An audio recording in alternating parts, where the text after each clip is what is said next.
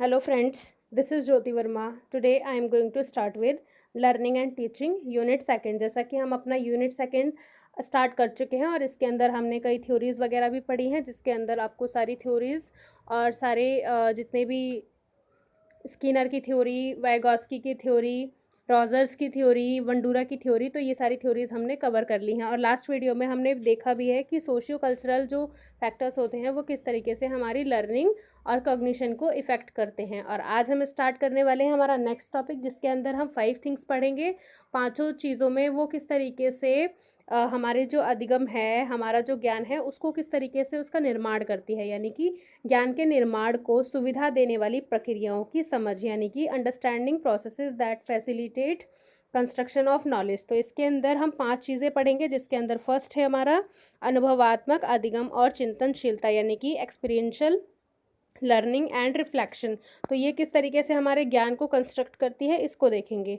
अनुभवात्मक अधिगम की अवधारणा का प्रचार डेविड, जो इसका प्रचार है वो किसने किया था, डेविड कोब द्वारा उनके संगठनात्मक व्यवहार हैं उसके संदर्भ में उनके योगदान के रूप में प्रचारित किया गया। कोब का कार्य क्या था, 1900 यानी कि 1900 के लेविन पियाजे, दवे, फ्रेरे और जेम्स, मतलब ये जो सारे साइकोलॉजिस्ट हैं, इनके अनुभवात्मक काम के बौद्धिक मूल से निकाला गया है। मतलब ये जो एक्सपीरियंशियल लर्निंग है वो इन सब के बौद्धिक मूल से निकाला गया है। अनुभवात्मक अधिगम चीज़ों को कार्यान्वित करने से हासिल हुए कौशल एवं विशेषज्ञता की प्रक्रिया है। मतलब किसकी प्रक्रिया है, कौशल की यानी कि स्किल्स की, और विशेषज्ञता की प्रक्रिया है। जब शिक्षार्थी अपने रोज़मर्रा अनुभवों पर आधारित ज्ञान प्राप्त करता है तब अनुभवात्मक अधिगम होता है। मतलब शिक्षार्थी यानी कि जो स्टूडेंट है वो अपने रोज़मर्रा अनुभव, मतलब अपने डेली के एक्सपीरियंसेस पर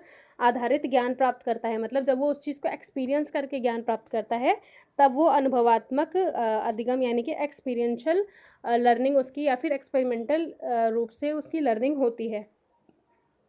अनुभवात्मक अधिगम के लिए स्वयं पहल और स्वयं मूल्यांकन की आवश्यकता है। मतलब आप स्वयं पहल करेंगे और स्वयं ही उसका मूल्यांकन करेंगे, इसकी आवश्यकता है। आगे हम देखेंगे इसके अंदर अनुभवात्मक अधिगम के लाभ, यानी कि एडवांटेजेस ऑफ एक्सपीरियंशियल लर्निंग। तो इसके अंदर हम कुछ 6 पॉइंट्स पढ़ेंगे, जिसमें फर्स्ट है हमारा अनुभव से अधिगम शामिल है। मतलब जो अनुभव है उसके अंदर क्या शामिल है, अधिगम शामिल है। अनुभव के द्वारा ही अधिगम होता है।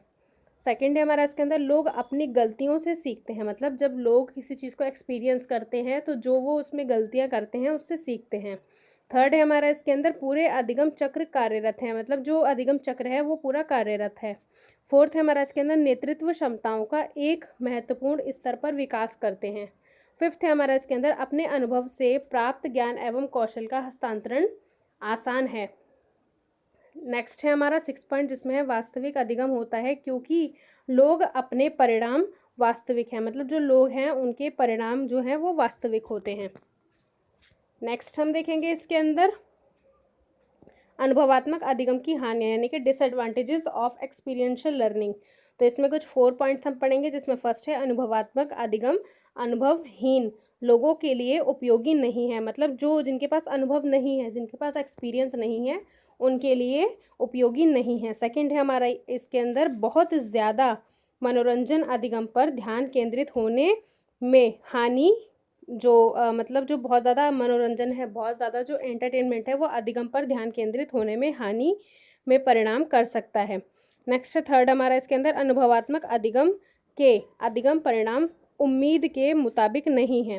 फोर्थ है हमारा इसके अंदर शिक्षार्थी को नकारात्मक भावनाओं, यानी कि नेगेटिव जो उनकी इमोशंस होते हैं उनका अनुभव हो सकता है, जो अधिगम के लिए हानिकारक है। क्योंकि अगर उनके इमोशंस ही नेगेटिव होंगे, ज़रूरी नहीं है कि उनको अच्छा एनवायरनमेंट मिला हो, उनका पॉजिटिव ही इमोशन हो, नेगेटिव भी हो सकता है। तो उनका जो एक्सपेरिमेंट है या वो किसी चीज़ को सीख रहे हैं, एक्सपीरियंशियल है कोई चीज़, तो वो नेगेटिव भी हो सकती है। अब सेकंड पॉइंट हम देखेंगे इसके अंदर सामाजिक मध्यस्थता, यानी कि सोशल मीडिएशन। तो फर्स्ट हमने एक्सपीरियंशियल लर्निंग देखा जो हमारे ज्ञान को कंस्ट्रक्ट करती है। सेकंड कौन कंस्ट्रक्ट करता है हमारे ज्ञान को, सामाजिक मध्यस्थता, यानी कि सोशल मेडिएशन। तो इसके अंदर हम देखेंगे कोल 1995 तथा ग्रीनो 1997 के अनुसार विशेषज्ञों ने पिछले कई दशकों से ज्ञान निर्माण पर ध्यान केंद्रित करते हुए, मतलब उनका ध्यान कहाँ पर केंद्रित था? ज्ञान पर। ज्ञान निर्माण करना यानी कि नॉलेज को कंस्ट्रक्ट करना, अधिगम की सामाजिक प्रकृति और अधिगम में प्रतिभागियों के बीच सामाजिक प्रकृति की जांच की है। नेक्स्ट है इसके अंदर अधिगम की सामाजिक मध्यस्थता यानी कि सोशल मेडिएशन, और जो शामिल व्यक्ति को एकीकृत और अत्यधिक स्थिर, एक तरीके से स्थित होता है वो वहाँ पर स्थित सिस्टम के रूप में देखा जाता है, जिसमें बातचीत सामाजिक सोच के वाहनों की तरह कार्य करती है। नेक्स्ट हम देखेंगे इसमें वाइगॉस्की का प्रॉक्सिमल, जैसा कि जो आपका एक मैंने आपको इसके अंदर पढ़ाया था वाइगॉस्की की थ्योरी में, वाइगॉस्की का प्रॉक्सिमल विकास के क्षेत्र का जो ZPD था, जैसा कि मैंने आपको पढ़ाया हुआ है ZPD, तो इसके अंदर है प्रॉक्सिमल विकास के क्षेत्र का सिद्धांत शिक्षा और विकास में सामाजिक मध्यस्थता की भूमिका को समझने में निर्णायक रहा है। वाइगॉस्की के अनुसार मानसिक मानव, जो मानसिक एक तरीके से मेंटल लेवल पे मानसिक मानव कामकाज स्वाभाविक रूप से सामाजिक है, क्योंकि इसमें सामाजिक रूप से विकास और सामाजिक रूप से संगठित मानव उपकरणों को शामिल किया जाता है। नेक्स्ट हम देखेंगे इसके अंदर हमारा जो नॉलेज कंस्ट्रक्ट होता है, उसके अंदर थर्ड पॉइंट हम देखेंगे योग्यता, यानी कि नेगोशिएबिलिटी होनी चाहिए। तो इसके अंदर योग्यता की प्रक्रिया को ज्ञान के निर्माण में दूसरों के साथ सहयोग करने हेतु एक बदलाव के साथ ज्ञान दृष्टिकोण के निर्माण के विस्तार के रूप में माना जाता है। इस प्रक्रिया में शिक्षार्थी अपने, यानी कि जो स्टूडेंट है वो अपने ज्ञान के पुनर्गठन यानी कि उसको रिकंस्ट्रक्ट करता है।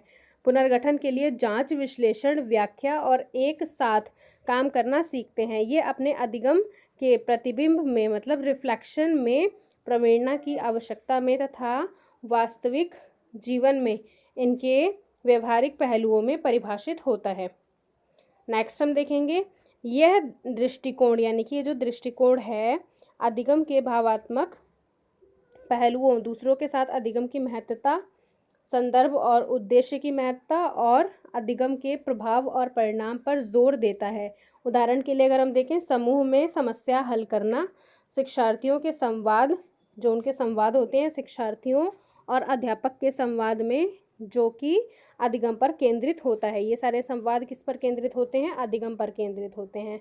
नेक्स्ट हम देखेंगे इसके अंदर स्थित अधिगम यानी कि सिचुएटेड लर्निंग क्या होती है। ये भी एक कंस्ट्रक्शन ऑफ नॉलेज का पार्ट है। इसमें देखेंगे ब्राउन एट एल 1989 के अनुसार स्थित अनुभूति से तात्पर्य है, क्या तात्पर्य है? संदर्भ और संस्कृति का, जो संदर्भ और ये किसके संदर्भ में है, और जो हमारी संस्कृति है। ब्राउन एट एल 1989 के अनुसार स्थित अनुभूति से तात्पर्य संदर्भ और संस्कृति का अधिगम, यानी कि जो संदर्भ और संस्कृति की लर्निंग है और संस्कृति पर रोज़मर्रा अनुभूति से ज़्यादा प्रभाव है।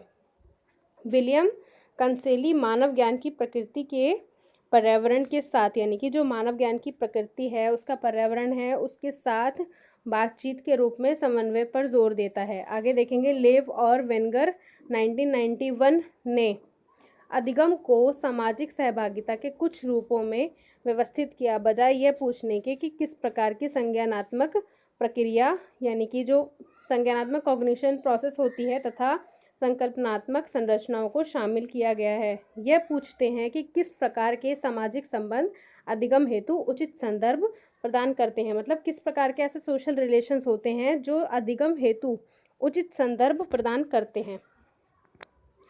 नेक्स्ट हम देखेंगे इसी के अंदर स्थित अनुभूति, यानी कि जो स्थित सिचुएटेड कॉग्निशन है वो किस तरीके से हमारे लिए ठीक है और इसके कैरेक्टरिस्टिक्स क्या हैं। तो फर्स्ट है हमारा इसके अंदर प्रमाणिक संदर्भ को परिलक्षित करता है, जैसे भाषा का वास्तविक जीवन में प्रयोग, मतलब भाषा का हम वास्तविक जीवन में प्रयोग करते हैं। सेकंड है स्थित अनुभूति ज्ञान के सहयोगात्मक निर्माण का समर्थन करता है।